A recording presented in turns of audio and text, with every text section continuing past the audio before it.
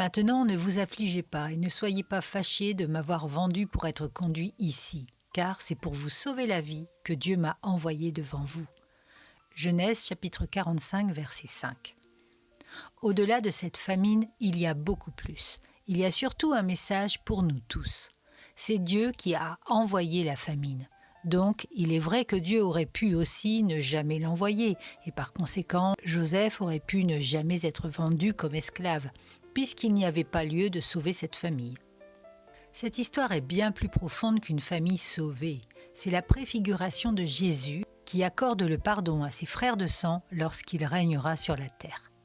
Ils l'ont rejeté jusqu'à le sacrifier et ont continué à vivre sans lui pendant des siècles jusqu'à ce qu'il le retrouve dans son règne.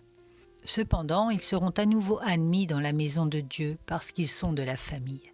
Ce n'est pas le peuple juif qui a crucifié Jésus, mais c'est le Père qui a sacrifié son Fils pour le pardon de tous ceux qui le reconnaîtraient comme Sauveur et Seigneur de leur vie. Les Juifs vivront à ce moment-là une grande délivrance.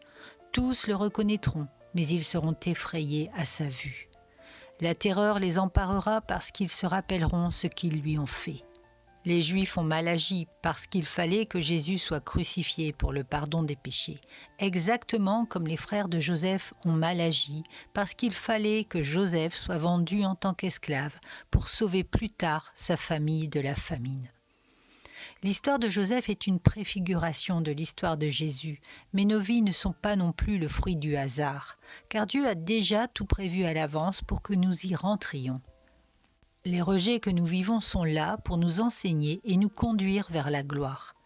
En sommes-nous conscients ?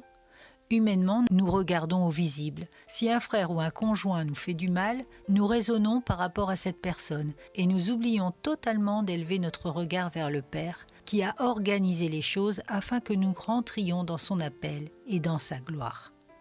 Pourquoi Dieu avait-il permis que Joseph soit esclave pendant 13 ans ?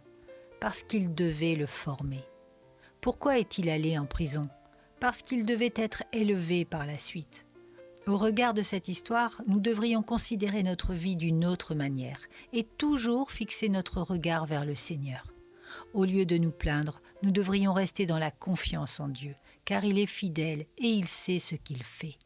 Il n'abandonne aucun de ceux qui lui appartiennent et il veut nous élever dans sa gloire. Si nous le croyons, nous vivrons nos épreuves dans une toute autre perspective.